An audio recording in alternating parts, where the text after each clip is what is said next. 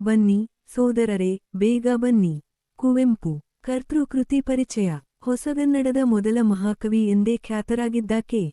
V. ಪುಟ್ಟಪ್ಪನವರು Kannada ಸಾಹಿತ್ಯಕ್ಕೆ ಕುವೆಂಪು ಕಾವ್ಯನಾಮದಿಂದಲೇ ಸುಪ್ರಸಿದ್ಧರಾದವರು.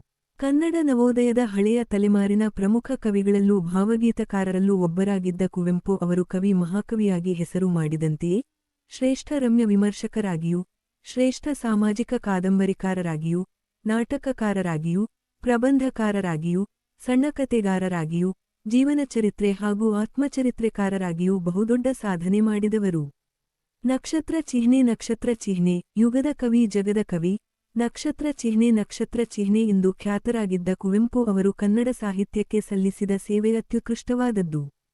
ಕುವೆಂಪು ಅವರ ಪೂರ್ಣ ಹೆಸರು ಕುಪ್ಪಳ್ಳಿ ವೆಂಕಟಪ್ಪನ ಮಗ ಪುಟ್ಟಪ್ಪ. 1904 ಡಿಸೆಂಬರ್ 29 ರಂದು ಶಿವಮೊಗ್ಗ ಜಿಲ್ಲೆ ತೀರ್ಥಹಳ್ಳಿ ತಾಲೂಕಿನ ಕುಪ್ಪಳ್ಳಿಯಲ್ಲಿ ಜನಿಸಿದ ಕುವೆಂಪು ಅವರ ತಂದೆ ವೆಂಕಟಪ್ಪ, ತಾಯಿ ಸೀತಮ್ಮ. ಕುಪ್ಪಳ್ಳಿ, ತೀರ್ಥಹಳ್ಳಿ, ಶಿವಮೊಗ್ಗ, ಮೈಸೂರುಗಳಲ್ಲಿ ತಮ್ಮ ವಿದ್ಯಾಭ್ಯಾಸ ಪೂರೈಸಿದ ಕುವೆಂಪು ಅವರು ಮೈಸೂರು ಮಹಾರಾಜ ಕಾಲೇಜಿನಿಂದ ಬಿ.ಎ. ಆನರ್ಸ್ ಪದವಿಯನ್ನೂ ಮೈಸೂರು ವಿಶ್ವವಿದ್ಯಾನಿಲಯದಿಂದ ಕನ್ನಡ ಎಂ.ಎ. ಪದವಿಯನ್ನೂ ಪಡೆದರು. ಮೈಸೂರು ಮಹಾರಾಜ ಕಾಲೇಜಿನಲ್ಲಿ ಕನ್ನಡ ಪ್ರಾಧ್ಯಾಪಕರಾಗಿ ವಿಭಾಗದ ಮುಖ್ಯಸ್ಥರಾಗಿ ಕಾರ್ಯನಿರ್ವಹಿಸಿದ ಕುವೆಂಪು ಅವರು ನಂತರ ಮೈಸೂರು ವಿಶ್ವವಿದ್ಯಾನಿಲಯದ ಪ್ರಾಧ್ಯಾಪಕರಾಗಿ ವಿಭಾಗದ ಮುಖ್ಯಸ್ಥರಾಗಿ ಕೊನೆಗೆ ಕುಲಪತಿಗಳಾಗಿ ಕಾರ್ಯನಿರ್ವಹಿಸಿ ನಿವೃತ್ತರಾದರು. ಇಂದು ಮಾನಸಗಂಗೋತ್ರಿ ಎಂದು ಸುಪ್ರಸಿದ್ಧವಾಗಿರುವ ಮೈಸೂರು ವಿಶ್ವವಿದ್ಯಾನಿಲಯದ ಸ್ನಾತಕೋತ್ತರ ಕೇಂದ್ರವನ್ನು ಸ್ಥಾಪಿಸಿದ ಹೆಗ್ಗಳಿಕೆ ಕುವೆಂಪು ಅವರಿಗೆ ಸಲ್ಲುತ್ತದೆ. ಮಾನಸಗಂಗೋತ್ರಿ ಕುವೆಂಪು ಅವರ ಬಹುದೊಡ್ಡ ಕನಸು, ಅದರ ಸಾಕಾರ ರೂಪವೇ ಇಂದಿನ ಶೈಕ್ಷಣಿಕ ಆವರಣ. ಇದು ಅವರ ಕುಲಪತಿ ಅಧಿಕಾರಾವಧಿಯಲ್ಲಿನ ಬಹುದೊಡ್ಡ ಸಾಧನೆ. ವಿದ್ಯಾರ್ಥಿ ದೆಸೆಯಿಂದಲೇ ಕನ್ನಡ ಮತ್ತು ಇಂಗ್ಲಿಷ್ ಸಾಹಿತ್ಯಗಳ ಆಳವಾದ ಅಧ್ಯಯನ ಮಾಡಿದವರು ಕುವೆಂಪು. ಈ ಅಧ್ಯಯನ ಅವರೊಬ್ಬ ಕನ್ನಡದ ಅದ್ವಿತೀಯ ಪ್ರತಿಭೆಯಾಗಿ, ಕವಿಯಾಗಿ, ಮಹಾಕವಿಯಾಗಿ ಬೆಳೆಯಲು ನಾಂದಿಯಾಯಿತು. ಮೊದಮೊದಲು ಇಂಗ್ಲಿಷ್ ಸಾಹಿತ್ಯದ ಬಗೆಗೆ ವಿಶೇಷ ಆಸಕ್ತಿ ಹೊಂದಿದ್ದು ಕನ್ನಡದಲ್ಲೇನಿದೆ ಎಂದು ಕನ್ನಡವನ್ನು ತಿರಸ್ಕಾರದಿಂದ ಕಾಣುತ್ತಿದ್ದ ಕುವೆಂಪು ಅವರು 1922 ರಲ್ಲಿ ಬಗಿನರ್ಸ್ ಮ್ಯೂಸ್ ಇಂಗ್ಲಿಷ್ ಕವನ ಸಂಕಲನದ ಮೂಲಕ ಸಾಹಿತ್ಯ ಕ್ಷೇತ್ರ ಪ್ರವೇಶಿಸಿದರು. ಆದರೆ ಕುವೆಂಪು ಅವರಿಗೆ ತಾಯ್ನುಡಿಯ ಮಹತ್ವವನ್ನು ವಿವರಿಸಿ, ಆ ತಾಯ್ನುಡಿಯಲ್ಲಿ ಸಮರ್ಥವಾಗಿ ಅಭಿವ್ಯಕ್ತಿಸುವಂತೆ ಒತ್ತಾಯದಿಂದ ಕಲಿತ ಅನ್ಯಭಾಷೆಯಲ್ಲಿ ಭಾವನೆಗಳನ್ನು ಪೂರ್ಣವಾಗಿ ಅಭಿವ್ಯಕ್ತಿಸಲು ಸಾಧ್ಯವಿಲ್ಲವೆಂದು ಹೇಳಿ, ಕನ್ನಡದಲ್ಲಿ ಕಾವ್ಯ ರಚಿಸಲು ಪ್ರೇರೇಪಿಸಿ, ಕನ್ನಡ ಸಾಹಿತ್ಯಕ್ಕೆ ಕುವೆಂಪು ಅವರನ್ನು ತಂದುಕೊಟ್ಟ ಶ್ರೇಯಸ್ಸು ಐರಿಷ್ ಆಂಗ್ಲ ಕವಿ ಜೇಮ್ಸ್ ಕಸಿನ್ಸ್ ಅವರಿಗೆ ಸಲ್ಲುತ್ತದೆ. 1925 ರಲ್ಲಿ ಅಮಲನ ಕಥೆ ಯ ಮೂಲಕ ಕನ್ನಡ ಸಾಹಿತ್ಯವನ್ನು ಪ್ರವೇಶಿಸಿದ ಕುವೆಂಪು ಅವರ ಮೊತ್ತಮೊದಲ ಕವನ ಸಂಕಲನ ಕೊಳಲು. ಅಲ್ಲಿಂದ ಅವರ ದೈತ್ಯ ಪ್ರತಿಭೆ ಮುಂದೆ ಓತಪ್ರೋತವಾಗಿ ಹರಿದು ಕುವೆಂಪು ಅವರನ್ನು ಮಹಾಕವಿ ಯನ್ನಾಗಿಸುವ ಮಟ್ಟಕ್ಕೆ ಬಂದು ಮುಟ್ಟಿತು. ಕುವೆಂಪು ಅವರು ಕಾವ್ಯ ಮಹಾಕಾವ್ಯಗಳಲ್ಲದೆ ಸಾಹಿತ್ಯದ ವಿವಿಧ ಪ್ರಕಾರಗಳಲ್ಲೂ ಅತ್ಯುತ್ತಮ ಕೃತಿಗಳನ್ನು ರಚಿಸಿ ಕನ್ನಡ ಸಾಹಿತ್ಯವನ್ನು ಬಹು ಸಮೃದ್ಧಗೊಳಿಸಿದ್ದಾರೆ. ಕೃತಿಗಳು: ಕವನ ಸಂಕಲನಗಳು: ಕೊಳಲು, ಕದರಡಿಕೆ, ಅಗ್ನಿಹಂಸ, ಕಲಾಸುಂದರಿ, ಜೇನಾಗುವ, ಷೋಡಶಿ, ಅನುತ್ತರ, ಚಂದ್ರಮಂಚಕೆ ಬಾ ಚಕೋರಿ, ಪ್ರೇಮ ಕಾಶ್ಮೀರ, ಕೋಗಿಲೆ ಮತ್ತು ಸೋವಿಯಟ್ ರಷ್ಯಾ, ಪಾಂಚಜನ್ಯ ಮುಂತಾದವು. ನಾಟಕಗಳು: ಜಲಗಾರ, ಚಂದ್ರಹಾಸ, ಮಹಾರಾತ್ರಿ, ಸ್ಮಶಾನ ಕುರುಕ್ಷೇತ್ರಂ, ಶೂದ್ರ ತಪಸ್ವಿ.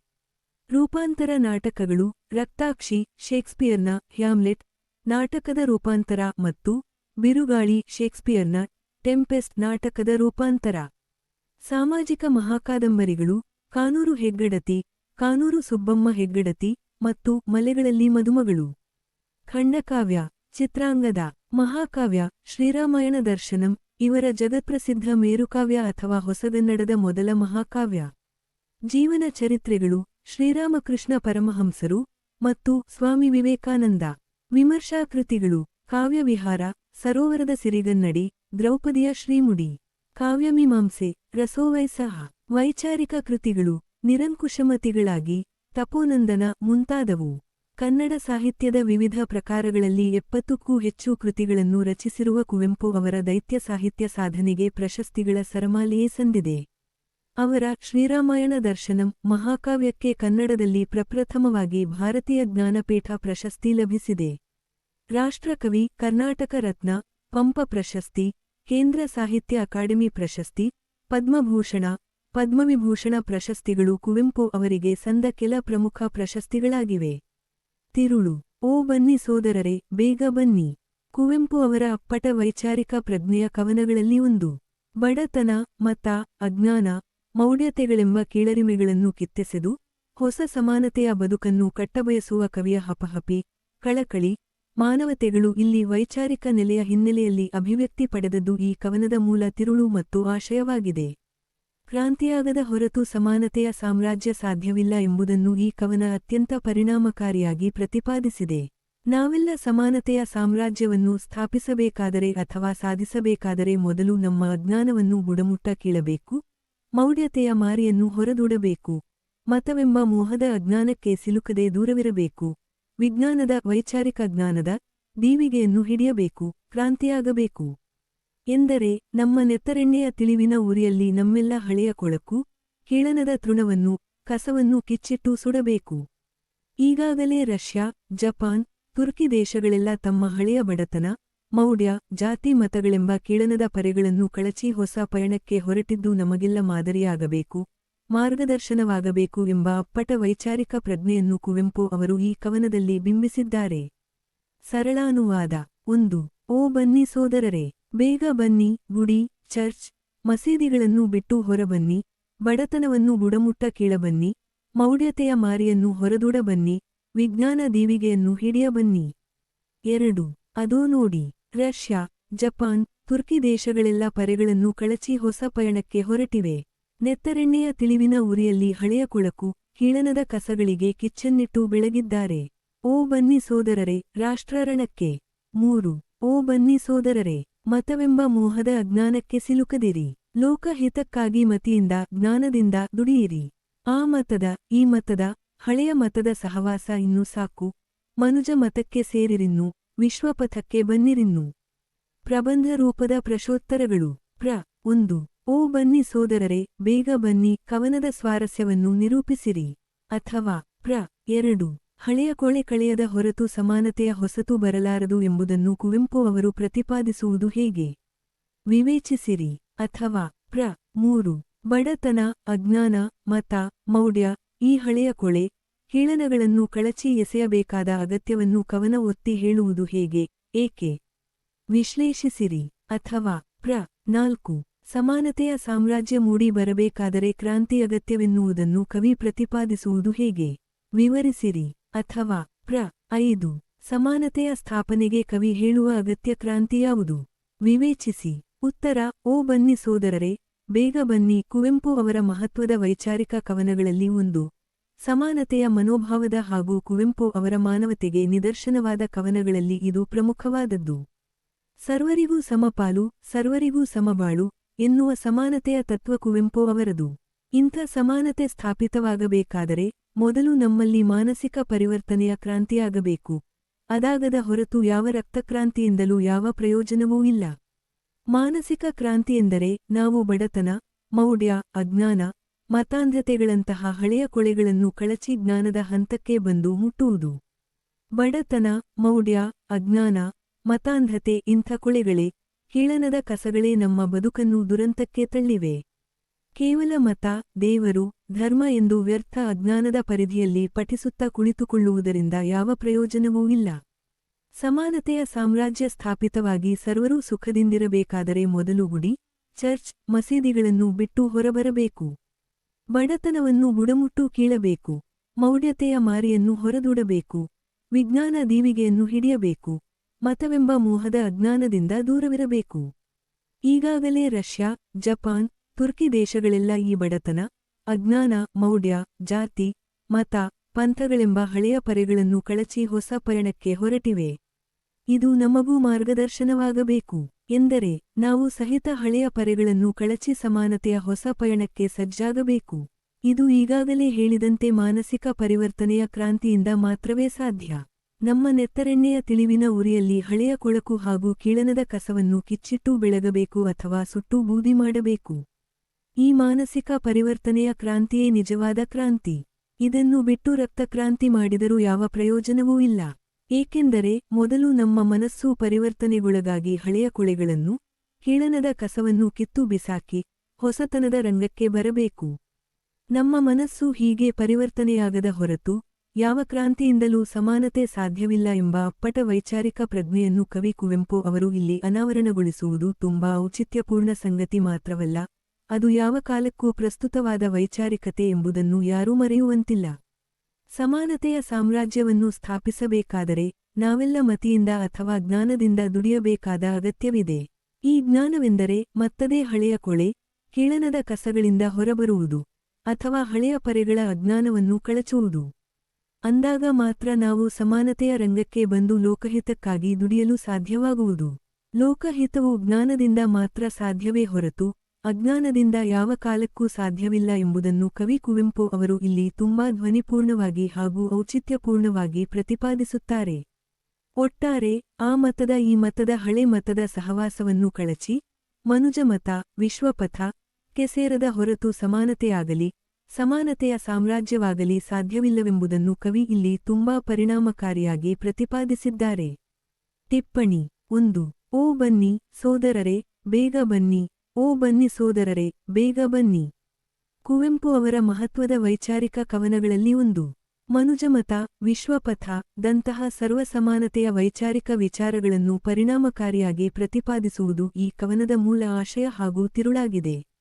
ಮಾನವ ಧರ್ಮಕ್ಕೆ, ಮಾನವತೆ ಮನುಷ್ಯತ್ವಕ್ಕೆ, ಕರುಣೆ, ಪ್ರೀತಿ ವಿಶ್ವಾಸಗಳಿಗೆ ಹೆಚ್ಚಿನ ಒತ್ತು ಕೊಡುವ ಅಪ್ಪಟ ವೈಚಾರಿಕ ಪ್ರಜ್ಞೆ ಕುವೆಂಪು ಅವರದು. ಅವರ ಈ ಪ್ರಜ್ಞೆಯು ಇಲ್ಲಿ ಅಜ್ಞಾನ, ಮತಾಂಧತೆ, ಮೌಢ್ಯಗಳಂತಹ ಹಳೆಯ ಕೊಳಕುಗಳಿಂದ ಮುಚ್ಚಿಹೋಗಿರುವ ನಮ್ಮ ಕಣ್ಣುಗಳನ್ನು ಸರ್ವಸಮಾನತೆಯತ್ತ ತೆರೆಸಿ ನೋಡುವಂತೆ ಮಾಡುವ ಬಗೆ ತುಂಬಾ ಮನೋಜ್ಞವಾದುದು. ಸ್ವಾರ್ಥಪರತೆಯಿಂದ ತುಂಬಿರುವ ಮಾನವ ನಿರ್ಮಿತ ಮತಧರ್ಮಗಳನ್ನು ಕಟುವಾಗಿ ವಿಡಂಬಿಸುವ ಕುವೆಂಪು ಅವರು ಇವಕ್ಕೆಲ್ಲ ಮುಖ್ಯವಾಗಿ ಕರುಣೆ, ಪ್ರೀತಿ, ಪ್ರೇಮ, ವಿಶ್ವಾಸ ಹಾಗೂ ಈ ಮಾನವತೆಯ ಸಂಸರ್ಗ ಇರಬೇಕಾದ ಅಗತ್ಯವನ್ನು ಒತ್ತಿ ಹೇಳುತ್ತಾರೆ.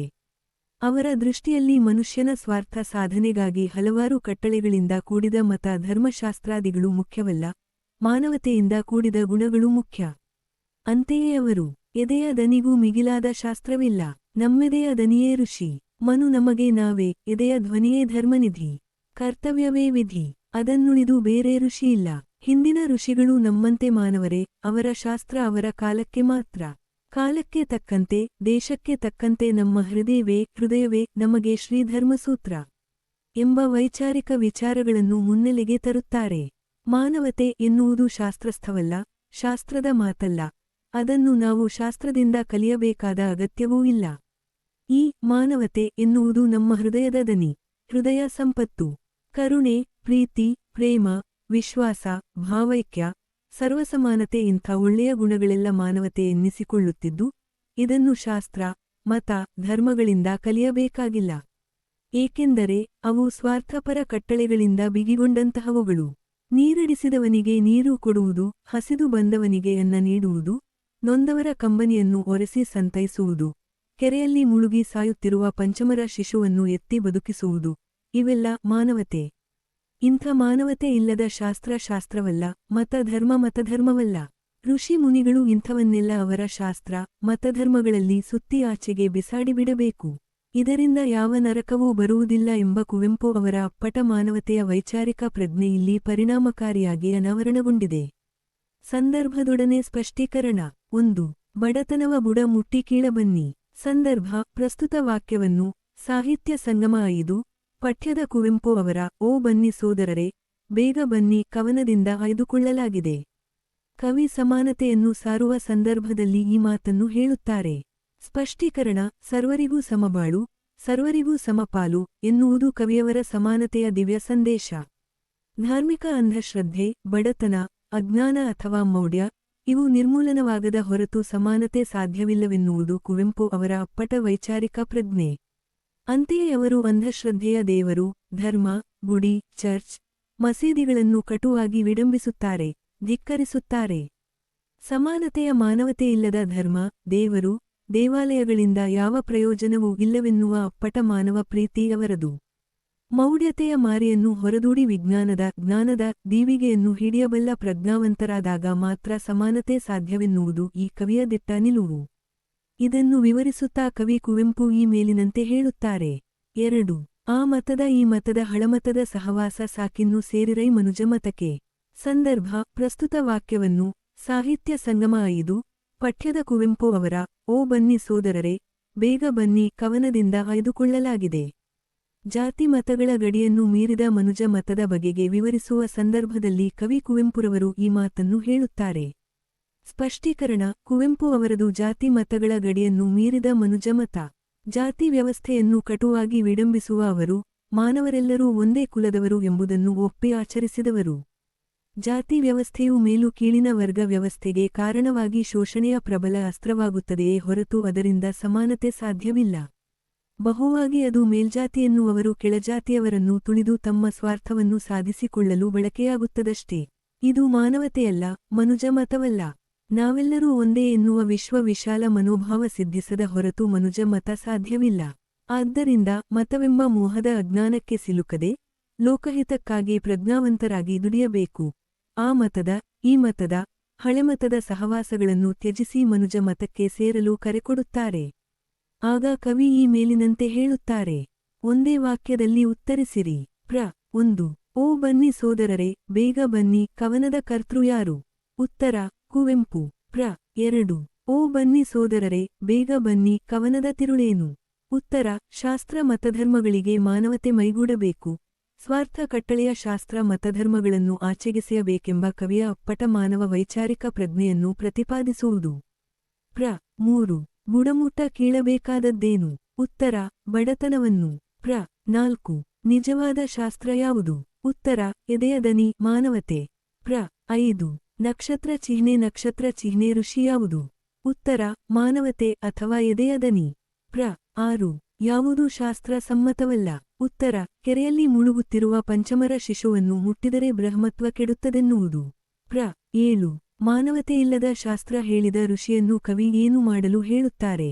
ಉತ್ತರ: ಆತ ಹೇಳಿದ ಶಾಸ್ತ್ರದಲ್ಲೇ ಆತನನ್ನು ಸುತ್ತಿ ಎತ್ತಿ ಆಚೆಗೆ ಬಿಸಾಡಲು ಹೇಳುತ್ತಾರೆ. ಪ್ರ. 8. ಯಾವುವೂ ಶಾಸ್ತ್ರಸಮ್ಮತವಲ್ಲ. ಉತ್ತರ: ಸ್ವರ್ಗ ನರಕಗಳು. ಪ್ರ. 9. ನಮ್ಮಂತೆಯೇ ಮಾನವರು ಯಾರು? ಉತ್ತರ: ಹಿಂದಿನ ಋಷಿಗಳು. ಪ್ರ. 10. ಕವಿ ಯಾವುದಕ್ಕೆ ಸೇರಲು ಹೇಳುತ್ತಾನೆ? ಉತ್ತರ: ಮನುಜ ಮತ ಮತ್ತು ವಿಶ್ವಪಥಕ್ಕೆ ಸೇರಲು ಹೇಳುತ್ತಾನೆ.